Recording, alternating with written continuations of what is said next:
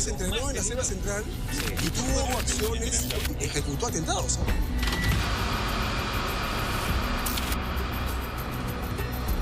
Que algunos terroristas entraron a la habitación. Hoy día comienzan las ejecuciones. ¡Somos libres! Los disparos de los terroristas eran disparos indiscriminados y sentías las balas que caían en las paredes de tu costado.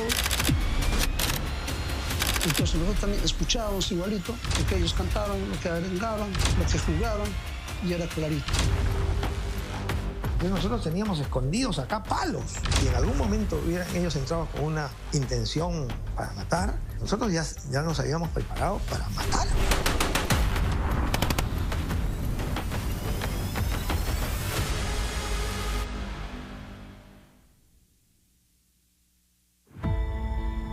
El mundo hasta ahora reconoce la Operación Chavín de Huántar como el rescate de rehenes más exitoso de la historia.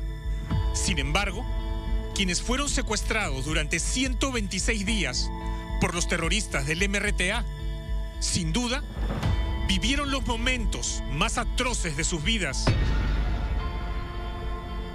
El que lideraba este grupo dice en ese momento: soy el comandante Evaristo, nos dice a toditos, ¿no? Del movimiento revolucionario Tupac Amaru. A partir de este momento son mis prisioneros de guerra. Y entonces en ese momento se producen algunas escenas de drama, sobre todo de las esposas que acompañaban, personas que se desmayan. Las heridas que podemos haber sufrido físicamente son heridas, ¿no? Te curan, cicatrizan, en el mejor de los casos quedas bien o te queda alguna secuela. Pero las heridas del alma no se curan. El triunfo de la Operación Chavín de Huántar costó 3 vidas y 22 comandos heridos. No fue nada sencillo lograr la liberación de los rehenes. 72 fueron rescatados. Sin embargo, 71 lograron sobrevivir para contar su historia de supervivencia. Estas personas pasaron sus días de cautiverio en condiciones extremas y bajo un sometimiento que no merecían. Camas tampoco habían. Entonces, dormir en el piso con ropa sudada, transpirada, y los primeros días, no recuerdo cuántos, pero sin comer, porque no había alimentos en la embajada. Aparte que los terroristas en las noches nos colocaban explosivos en la puerta de la habitación y en las 2 ventanas para que no salgamos. Nuestra preocupación era que no nos ejecutaran. Como muchas veces algunos terroristas entraban a la habitación, hoy día comienzan las ejecuciones. En la segunda parte de este documental para la historia, revelaremos información jamás contada de lo que se vivió dentro de la casa del embajador de Japón y narraremos paso a paso el rescate de los rehenes en manos de los comandos Chavín de Huántar. Acuérdense pues que en los años 90 nosotros vivíamos a salto de mata, moría gente todos los días, no sabíamos en qué momento iban a detonar coches bombas, habían masacres. ¿Cuántas personas inocentes morían? Esas cosas, por ejemplo, ya no debemos repetir. La historia tiene que cambiar, pero para que cambie la historia hay que conocer, hay que investigar.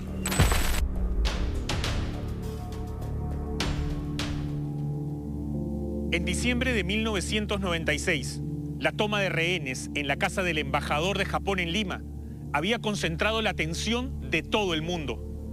14 terroristas, armados con ametralladoras y granadas, secuestraron a casi 800 personas. Fueron largas semanas de zozobra, terror y una angustiante espera. Sin embargo, no todo estaba perdido. Comandos de las Fuerzas Armadas y la inteligencia policial lograron una hazaña que siempre será recordada. Hoy les contaremos todos los detalles de la Operación Chavín de Huántar.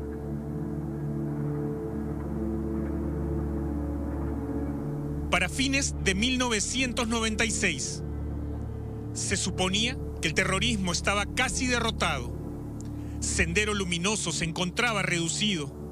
Su líder máximo, Abimael Guzmán, estaba tras los barrotes y los remanentes de aquel grupo terrorista.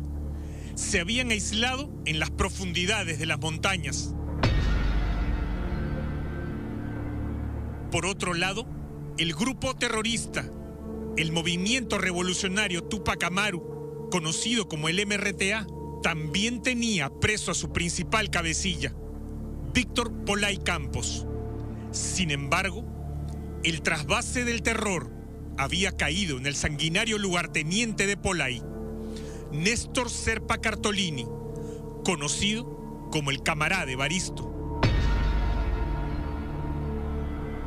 El MRTA, de la mano de Serpa Cartolini, ejecutó atentados, crímenes y decenas de secuestros, con el fin de sembrar terror y recolectar dinero para seguir armándose. Sin embargo, las Fuerzas Armadas y la Policía Nacional le habían dado batalla a estos terroristas y los estaban venciendo. Así llegamos a diciembre de 1996. Para entonces, el MRTA se jugaba su última carta. El MRTA casi estaba en su extinción y se la jugaron todo. Finalmente ahí termina toda la época del MRTA. El MRTA estaba buscando presionar políticamente mediante estas acciones al Estado para tratar de negociar una salida, ¿no? Pero también especialmente en lo más inmediato buscar la libertad de los presos del MRTA. Serpa Cartolini y los otros 13 terroristas que tomarían la casa del embajador de Japón habían planificado este golpe con meses de anticipación. Tenían estudiada la zona, hasta habían construido una maqueta de la sede diplomática y conocían a las autoridades que asistirían el día del atentado. Y sobre todo, estaban armados con ametralladoras, fusiles y granadas. Los mandos, que eran 4, tenían una pistola ametralladora Uzi y una pistola Browning. El resto, los otros 10 terroristas, tenían un fusil AKM, tenían chaleco antibalas, 10 granadas de mano, tenían un lanzador de granadas RPG, tenían explosivos para desaparecer toda la residencia, ¿no? Esa gente estaba bien entrenada, era lo último que quedaba del MRTA.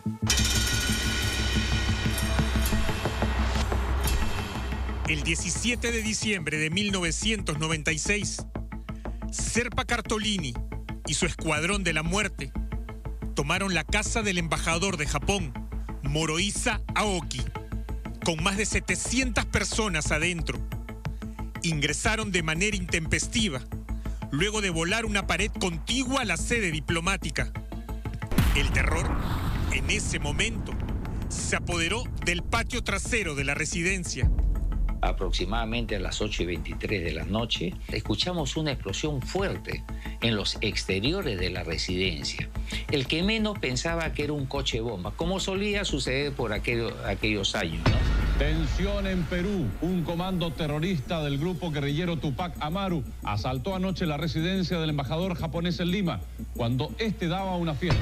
Sin embargo, pasaron 40 segundos, 50 segundos después de esa explosión y nos vimos sorprendidos por un grupo de delincuentes terroristas que tenían una pañoleta y con las iniciales MRTA, ¿no? Sin embargo, la fuerza del orden comete un grave error. Comienzan a lanzar gases tóxicos, gases lacrimógenos. Estos gases tóxicos ingresan al interior de la residencia a través de las ventanas y prácticamente se produce una de esas escenas dramáticas difícil de describirla. Personas mayores de avanzada edad estaban desmayadas en el piso, las mujeres lloraban. Entramos y nos acomodamos donde pudimos. Había un piano de cola ahí y algunos se escondieron debajo del piano. Otros conseguían cojines de los asientos. El florero estaba por acá. Empezamos a mojarnos por los gases lacrimógenos y vimos que esto estaba reventando. 2 francotiradores terroristas se habían ubicado en lugares estratégicos y disparaban hacia esos 2 portones, impidiendo el ingreso de las fuerzas del orden. Y ahí se inicia un fuego cruzado entre terroristas y las fuerzas del orden, ¿no? Y entre ese fuego cruzado, nosotros agazapados en el centro de ese fuego cruzado, agazapados en el piso, temiendo ser impactados. Ahí vi a policías que respiraban así, pero no porque corrían, sino que era, o sea, te estaban disparando no sé de dónde. Entonces, el miedo sí se sentía. El que te diga ese rato yo disparé, me enfrenté y no tuve miedo, mentira. Todos teníamos miedo. El terrorista Serpa Cartolini sabía que no podía controlar a tantos rehenes y por lo tanto ordenó la liberación de varios cientos, sobre todo de mujeres, ancianos y personal de rango bajo y medio. Entre ellos, a la madre del entonces presidente de la República, Alberto Fujimori. El MRTA toma una decisión que nos alivió muchísimo. Dijeron, las mujeres se van. Los terroristas solo se quedaron con 72 rehenes. Se trataba de diplomáticos, congresistas de la época, jueces supremos y altos mandos, militares y policiales. Este grupo de personas permanecería en un atroz cautiverio por más de 4 meses. Serpa Cartolini se comunicó por primera vez con la prensa nacional e internacional el 31 de diciembre de 1996. A 15 días de haber tomado la residencia del embajador de Japón, su pedido era tan claro como ofensivo: liberar a más de 400 terroristas del MRTA, que el gobierno pague varios millones de dólares como impuesto de guerra y que además los trasladen a la selva. La situación está dada. The situation has been given. La situación, por cierto, extrema. The situation is extreme. Y entonces, then, ha sido una medida de fuerza. Had to be taken by force. Planteada para sacar a nuestros compañeros. Planned so that we can liberate our friends. De esas prácticamente tumbas para seres vivientes. Hubiera sido terrible de que se negocie y hubiera sido terrible de que a nosotros no nos salga bien la operación. Hubiéramos tenido con certeza efectos en el ámbito político, económico, social y también en el de seguridad. La casa del embajador de Japón tenía 2 grandes pisos y un patio trasero con un amplio jardín. Los terroristas ubicaron a los rehenes de acuerdo a profesiones y afinidades.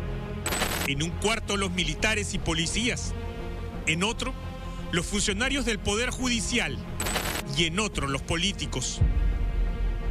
Y a nosotros nos acomodan en fila.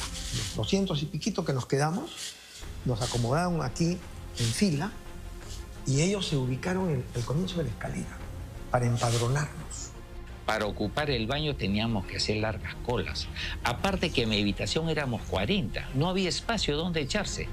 Algunos teníamos que estar parados hasta esperar que alguien se vaya al baño para ocupar ese sitio, ¿no? La mayoría estaba sentado, no había espacio para echarse, la mayoría estaban sentados incómodos, ¿no?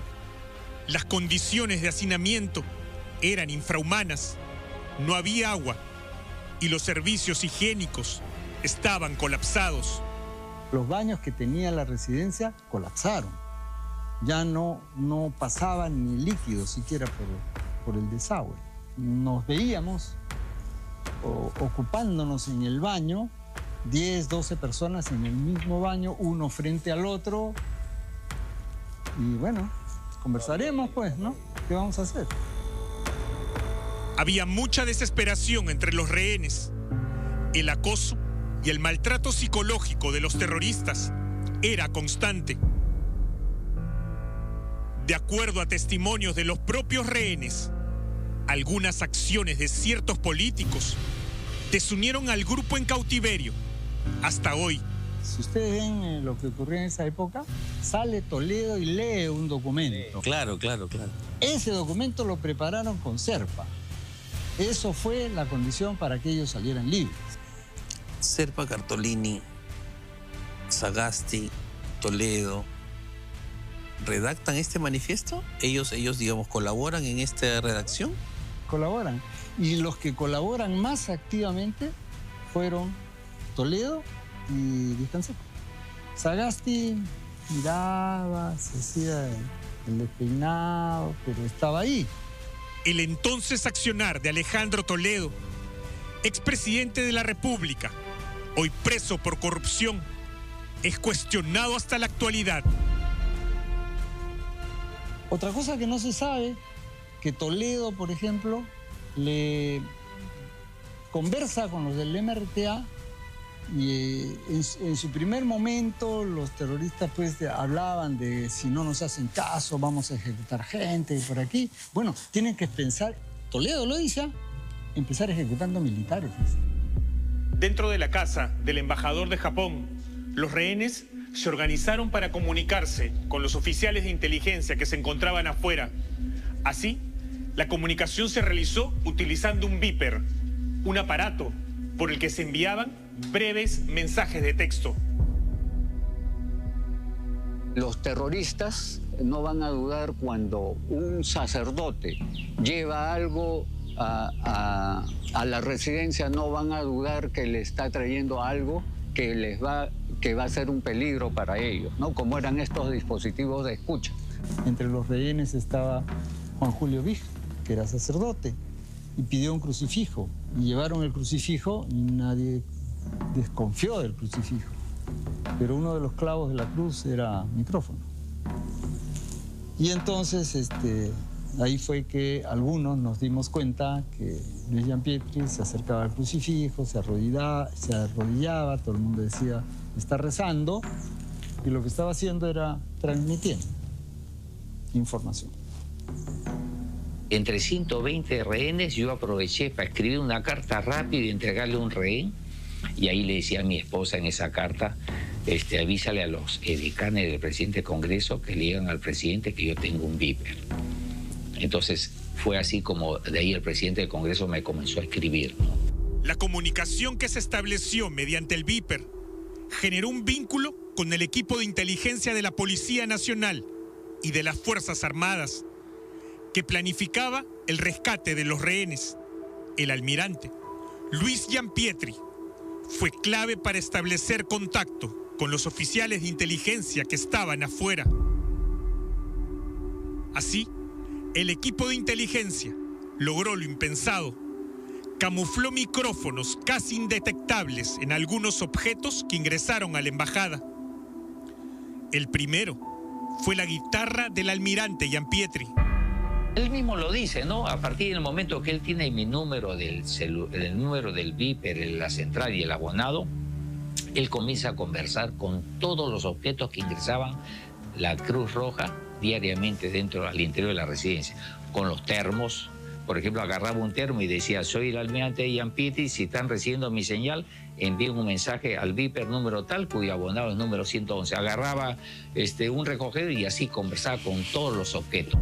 Aquellas escuchas microfónicas fueron el eslabón que unió a los rehenes con los oficiales de inteligencia. A partir de entonces, las Fuerzas Armadas y la policía empezaron a tramar el rescate.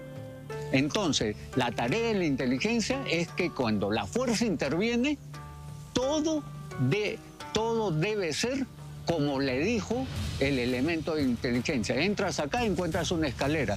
Entras a la izquierda y encuentras 2 cuartos, ¿no? Por decir. ¿Usted se equivocaba en poner una puerta y era la vida de los comandantes? Usted se equivoca y lleva a la muerte de sus compañeros. Gracias a los mensajes de beeper y los audios transmitidos mediante los micrófonos espías, los efectivos de inteligencia lograron saber que Serpa y su equipo de terroristas se reunían a jugar fulbito entre las 3 y 3:30 de la tarde. Cuando ya nos envían la Biblia, ya la comunicación se hace fluida y los mensajes que nos reciben son diversos. Cuántos terroristas son, cuántos hombres, cuántas mujeres, qué tipo de armamento, cuál es el dispositivo que ocupan en la primera y segunda planta, cómo está la moral de terroristas y tanta información que nos envían, ¿no? Solicitando información.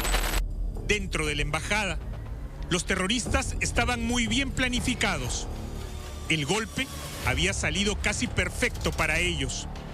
Sin embargo, afuera, un grupo de comandos de las Fuerzas Armadas, al mando del entonces coronel José William Zapata, iniciaron la preparación de la histórica Operación Chavín de Huántar.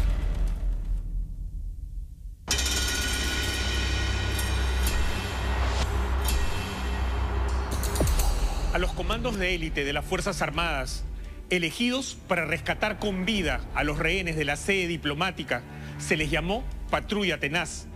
Venían de combatir en el Cenepa y en las profundidades de la selva contra Sendero Luminoso y el MRTA. Ellos fueron los protagonistas de la histórica operación militar Chavín de Huántar. Dentro de esa patrulla tenaz, que es la que incursiona, habían 5 elementos. El de mando, donde me encontraba junto con Alatrista, asalto, apoyo, seguridad y francotiradores. Los comandos de la patrulla tenaz iniciaron un durísimo entrenamiento que les dedicó semanas de entrega total. La preparación fue muy intensa. Entrenábamos mañana, tarde, noche y madrugada.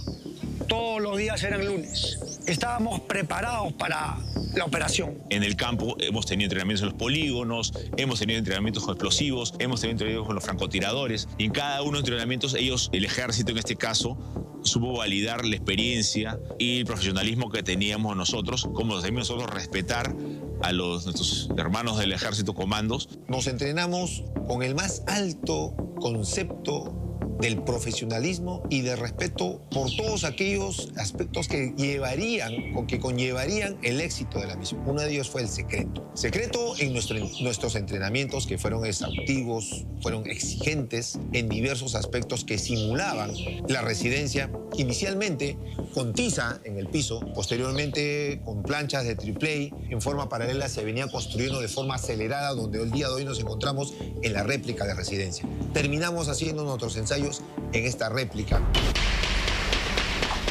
El rescate de los rehenes de la casa del embajador de Japón fue un trabajo en conjunto.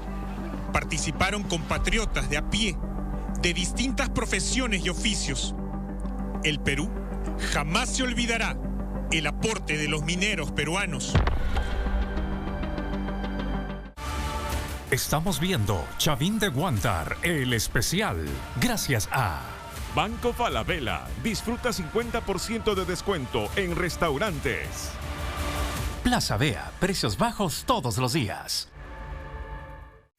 Compra eso que tanto querías en el Black Week de Plaza Vea. Colchón Paraíso a 439 soles y con tarjeta O a 429 soles. Moto Vintage a batería Baby Kingdom a 179 soles cada uno. Descubre más productos en Plaza Vea, plazavea.com.p y desde tu celular en Agora Shop. Ya abrimos Plaza Vea en Ayacucho. Hoy soy @Diego_Mendoza, un ingeniero que está en la entrevista de trabajo que siempre soñó.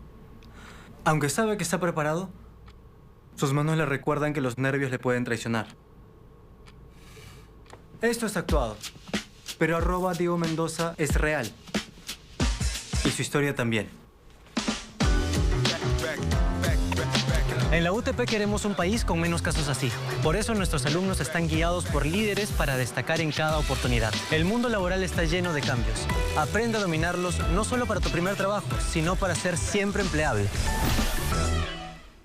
Mira, para Vane que empiece la uni. Podemos aprovechar los pagos sin intereses. Mi viejito necesita uno nuevo. Con el descuento, ¿no? ¿Y eso? Ahora que se muda Rodri. Lo pagamos con los puntos. Si piensas en regalar, piensa en BBVA. Disfruta todos los beneficios de tu tarjeta de crédito. ¿Avanzamos? BBVA. Engreír se siente bien, ahorrar mejor. Encuentra precios bajos todos los días. Fideo Don Vittorio a 5 soles 30 cada uno. Filete de atún Bells lata a 3 soles 90. Te devolvemos el 1% por tus compras con tarjeta O. Encuentra esto y más en Plaza Vea, plazavea.com.p y desde tu celular en Agora Shop. Recomendamos ver este programa en compañía de un adulto.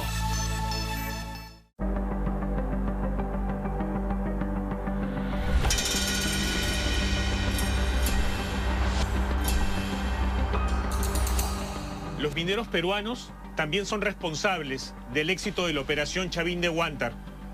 Estos peruanos, especialistas en abrir socavones, fueron los encargados de hacer el mítico túnel que les permitió desplazarse a los comandos de las Fuerzas Armadas.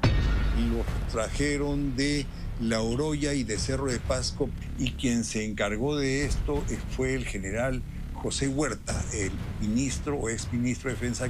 Yo con él he conversado por lo menos 2 o 3 veces y me contó cómo hizo todo esto, porque recibió la orden de buscar a los mineros, los buscó en diferentes lugares, juntó a todos los adecuados, los embarcó y les dijo que tenían que hacer una tarea en un derrumbe de una mina, si no me equivoco, en Puno o Cajamarca.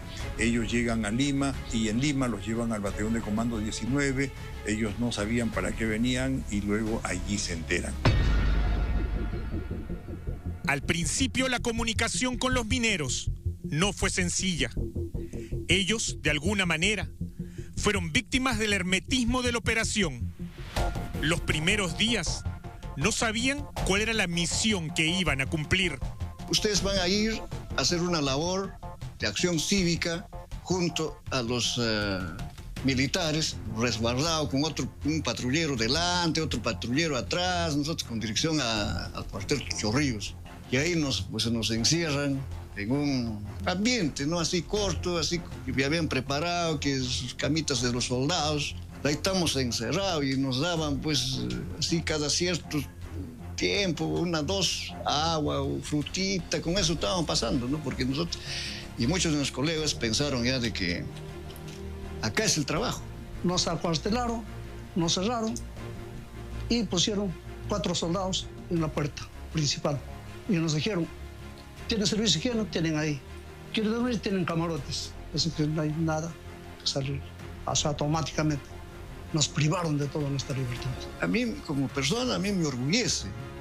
Me orgullece haber participado en esta oportunidad para el bien de la sociedad de nuestro Perú en defensa. Nosotros nos sentimos orgullosos de haber aportado ese granito de arena y a la vez hemos ganado experiencia. La realización de un túnel era el efecto sorpresa que usaría la patrulla tenaz para recuperar la casa del embajador japonés y rescatar con vida a los rehenes. Los mineros peruanos trabajaban incansablemente en ese cometido. El túnel tuvo varias formas de hacerse o lugares donde llegar, puertas, ventanas, baños y todo lo demás. Ya en el planeamiento fuimos afinando todo eso y colocamos el túnel justo debajo de la sala y el comedor y la biblioteca, porque ellos comenzaron a jugar futbolito.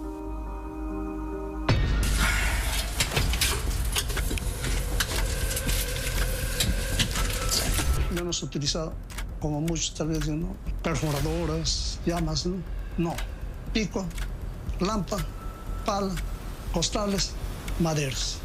Porque nosotros como cual topos las 24 horas encerrados bajo tierra, bajo esa arena, entonces salíamos netamente con arena en todo el cuerpo. Una vez acabado el túnel, tuvieron que esperar más de 1 mes para volver con sus familias. El aporte de estos hombres fue muy grande.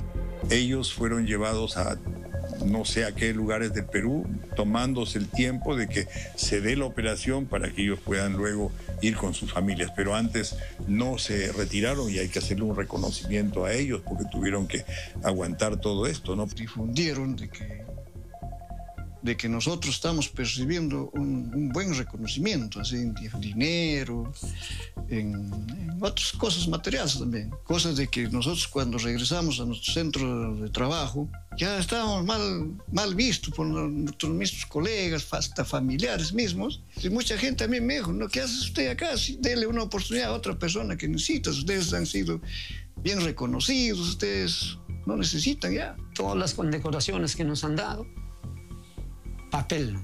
Yo en son de bromas, yo le decía al finadito Ríos, les decía, debajo de mi condecoración he puesto mi platito, no cae ni 10 céntimos.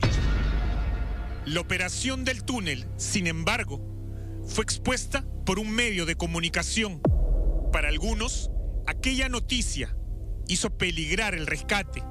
En un momento crítico ha podido ser si los terroristas hubieran tomado acción sobre una publicación que se hizo en un diario nacional y que habló de los túneles, ¿no? Entonces, si un terrorista agarraba y pedía una barreta, no le iban a decir, no quiero darte la barreta, se la daban. Y le metía unos cuantos golpes y encontraba abajo nos encontraba todos, o por lo menos los túneles. Serpa Cartolini a las 6 de la mañana creo que se entera, inmediatamente nos reúne a todos los rehenes en la segunda planta y nos dice, señores, el presidente Fujimori está construyendo túneles y va a hacer una operación de rescate.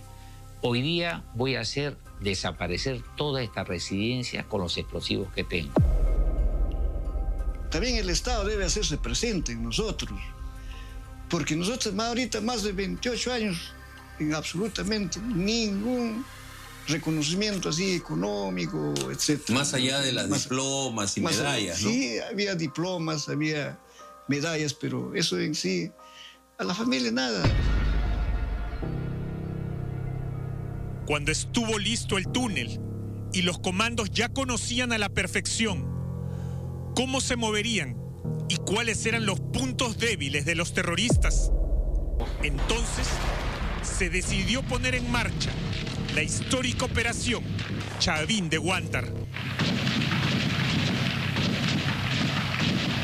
El día anterior, los mensajes que recibo son, si las condiciones son favorables el día de mañana a la hora de fulbito, comunicarnos. Condiciones, puerta, terraza abierta. Indicativo era que ustedes iban a entrar por ahí. Las condiciones eran que dentro de los 14 terroristas, por lo menos 10 estén jugando fulbito. Ya. Otra condición era que dentro de esos 10 esté Serpa. Claro, esa era otra la condición. Era que la puerta blindada de la terraza esté abierta por dentro. Esa la vimos. Más o menos como a golpe de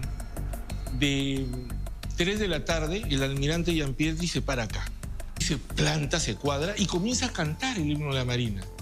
Y yo estaba ya con Juan Julio Vist, terminando una partida de ajedrez. Termina de cantar el himno de la Marina y dice, muchachos, vienen por nosotros. Sí, en algún momento hubo temor, pero el temor se desvaneció mientras que pasaron los segundos. Teníamos claro el cumplimiento de la misión y para nosotros primaba salvar la vida de los rehenes. No importaba morir, lo que nos importaba era cumplir la misión porque para eso nos habíamos preparado. ¿Qué sintió usted, el más joven de la operación, según me cuenta, cuando dijeron, hoy vamos? Bueno, yo era el de menos rango entre los oficiales, era subteniente. Cuando nos dieron la orden y sabíamos, bueno, en el fondo nos sentíamos, no solo yo, sino mis compañeros, contentos de una vez de llevar a cabo este trabajo. Nos habíamos preparado para esto. Entonces era una operación en la cual íbamos nosotros a rescatar vidas humanas que estaban cautivos por mucho tiempo y eso era algo inhumano. Íbamos a consagrar algo muy importante para las Fuerzas Armadas y sobre todo que no íbamos a ceder ante el terrorismo. Antes de ingresar al túnel estábamos todos los comandos parados, sudando, no solamente por el calor que hacía y el equipo que llevábamos, sino por la tensión del momento, la adrenalina. Nadie se reía, todo el mundo estaba concentrado en lo que iba a hacer, pero yo los miraba a mis compañeros. Ellos se miraban, me miraban y yo pensaba, ¿a cuántos voy a volver a ver después? ¿A quiénes volveré a ver? ¿Me volverán a ver a mí? ¿A cuántos nos volveremos a abrazar luego de la operación? Yo me persigno y le dirijo unas palabras a Dios, ¿no? Le digo, Dios mío, yo lo único que te pido es que esta operación salga bien. Y si no sale bien, a mí no me saques vivo de la residencia.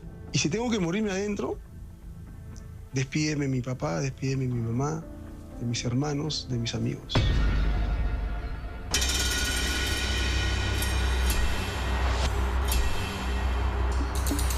El 22 de abril de 1997, más de 4 meses después del inicio de la toma, un escuadrón de 140 valerosos comandos peruanos pusieron en marcha la operación Chavín de Huántar. Los terroristas estaban fuertemente armados y si bien el ataque fue sorpresa, ellos estaban alertas debido al helicóptero de la policía que sobrevoló la casa del embajador minutos antes del inicio de la operación. Mari está enferma fue la clave para comenzar esta gran hazaña. Ese tiempo de la explosión inicial hasta nuestro ingreso, los terroristas, si bien es cierto la explosión los aturde, no los mata, los mueve un poco, ellos utilizan ese tiempo para agarrar sus armas y comenzar a correr y disparar. Ellos comenzaron a disparar desde el primer momento. Nosotros entramos por la puerta principal, volamos a la puerta principal, subimos la escalera y en el mezanine que hay en la segunda planta hay un tragaluz, una mampara. En el primer piso vuela un balón de 45 kilos y la deflagración se la chupa todo el equipo Delta 5. Nos hace volar. Y los 9 hombres que integramos Delta 5 nos volvimos a parar, nos reagrupamos y continuamos en la lucha. Nada nos podía detener. Cuando nosotros entramos por la puerta principal, mi equipo entra por la puerta principal, ya recibía disparos.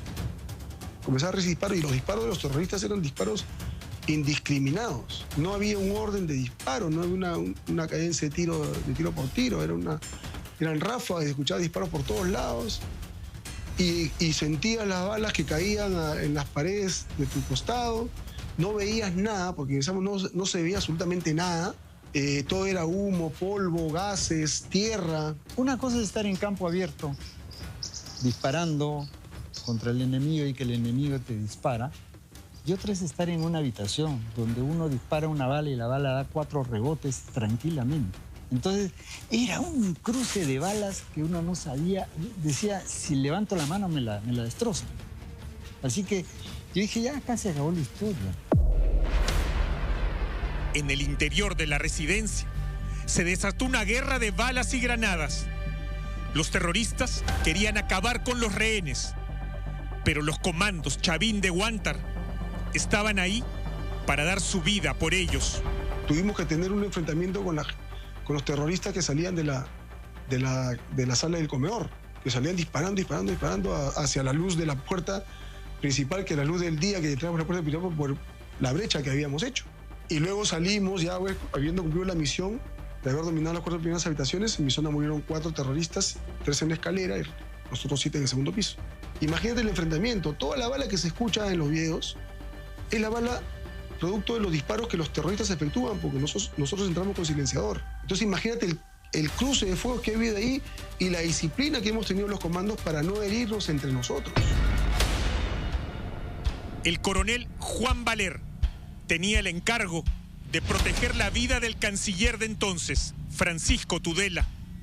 Precisamente cuando este diplomático estaba siendo rescatado, un terrorista, apodado Coné, se percata de la huida y descarga a matar. Algunas balas alcanzaron a Tudela, pero la peor parte se la llevó Chisito Valer, quien entregó su vida para salvarla del canciller. Mi coronel Valer y mi promoción Raúl Jiménez cayeron en la batalla. Lo que hicieron ellos por la patria no tiene nombre, no tiene algo, dieron su vida, dieron todo por la patria. Este terrorista que subió las escaleras, sube las escaleras y se va al cuarto del canciller. Y va en el sector donde dormía el canciller. Al no ubicarlo, lo ve que ha salido a la terraza y lo que hace es lanzarle una granada. Y felizmente la granada explota en los vértices de la puerta de la terraza, explota y le caen unas esquilas al canciller. Al ver que no lo ha ejecutado, no lo ha matado, le comienza a disparar con su fusil AKM sin salir de la habitación el terrorista, porque sabía que habían francotiradores. Comienza a dispararle de adentro hacia afuera. Le impacta al canciller le da un impacto en la pantorrilla. Y ahí aparece en escena Juan Valer Sandoval. ¿Qué hace Juan Valer Sandoval? Esto me lo cuenta el canciller, porque yo estoy en la otra habitación. Juan Valer Sandoval corre en dirección del canciller y el terrorista que le está disparando al canciller direcciona su cañón hacia Juan Valer. Y ahí le impacta 2 balas que se desploman. A esa altura de la puerta, que yo voy gateando, ¿no? Voy ahí, me paro ahí y de pronto veo al comandante Valer. No lo conocía, pues, porque era digamos, el resguardo, la seguridad de Kenji. Lo veo con un orificio acá, en el medio del chaleco. Según me dicen que él tenía 2 orificios, pero uno de los que yo veo está acá. Entonces yo lo veo a él así, ¿no? Así. Y cuando yo paso o estoy ahí, jala un dedo. O sea, él en ese instante estaba contando cuántos rehenes iban saliendo. O sea, por eso es que yo estoy tratando de explicar que el comandante Valer no es que sea un héroe porque muere. No, es porque muere cumpliendo su misión. Raúl El Lobo Jiménez también fue herido por los terroristas. Sin embargo, su equipo no lo dejó jamás. Y al contrario, con valor entraron a rescatarlo. Sin embargo, la muerte ya lo había alcanzado. Cae Jiménez, el cual es mi promoción en la escuela militar y en el 32º curso regular de comandos. Entramos a sacarlo, lo encontramos en el pasadizo de la muerte, como lo llaman, y Raúl estaba al revés. Tenía los brazos y las piernas al revés. Delta 5 no duda en entrar a rescatarlo, en exponer su vida. En esos momentos ya no teníamos ningún reparo. No existía el miedo, no existía el temor. Ya lo habíamos superado. El valor de esos hombres, la decisión que tuvieron esos hombres, nos la da nuestra formación de comandos. No lo dudamos. Entramos y lo sacamos.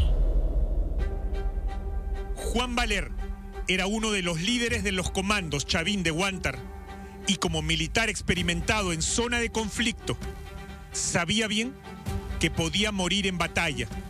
Por eso escribió una carta que le dejó a sus compañeros de la patrulla tenaz.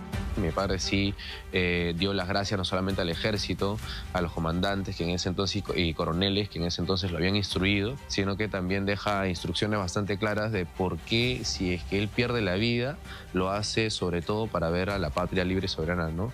Más o menos lo que decía era, si tocas a mi patria me convertiré en una fiera, con tal de verla libre y soberana. Además de los 2 fallecidos, Valer y Jiménez, tuvimos 25 heridos. Uno perdió la pierna, otro quedó con el brazo inutilizado, muchos con los tímpanos, casi creo que la mayoría con los tímpanos rotos, 25 heridos. Y los rehenes tuvieron entre 12 y 15 heridos también, lo que denota obviamente que hubo enfrentamiento.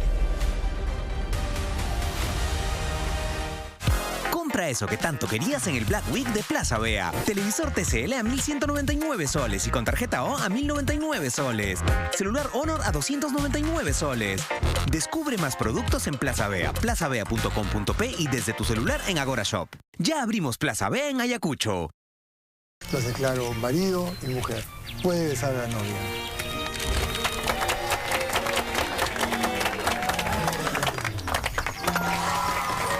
Eso fue rápido, pero no tan rápido como Betson. ¿Quieres tu dinero? Disfruta de retiros súper rápidos. Betson hace la diferencia. Hoy soy @Carlos_Ramírez, que se quedó sin chamba hace varios meses. Ahora está viendo los 300 CVs que envió y nadie le responde.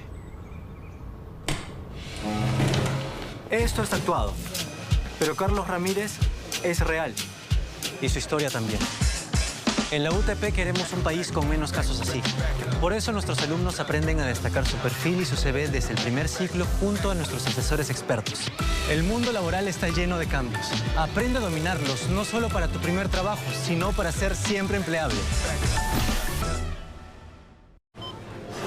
Con fruta, rico y esponjosito. Engreír se siente bien, ahorrar mejor. Encuentra precios bajos todos los días. Panetón Bells Bolsa a 9 soles 90. Te devolvemos el 1% por tus compras con tarjeta O. Encuentra esto y más en Plaza Vea, plazavea.com.p y desde tu celular en Agora Shop. Gana tu regalo soñado. Cuéntanos qué te gustaría por Navidad en bancofalabella.p. Y para hacerlo realidad, participa usando tus tarjetas Banco Falabella en todos lados. Engreír se siente bien, ahorrar mejor. Encuentra precios bajos todos los días. Azúcar rubia Bells Bolsa a 15 soles 90. Te devolvemos el 1% por tus compras con tarjeta O. Encuentra esto y más en Plaza Vea, plazavea.com.p y desde tu celular en Agora Shop.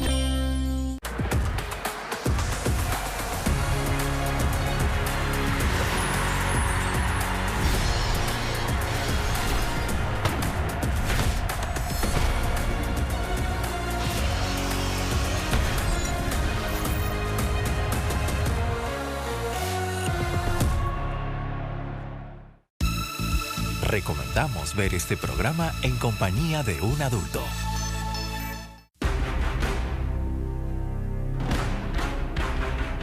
El Perú entero jamás olvidará una de las postales más representativas del triunfo de la Operación Chavín de Huántar.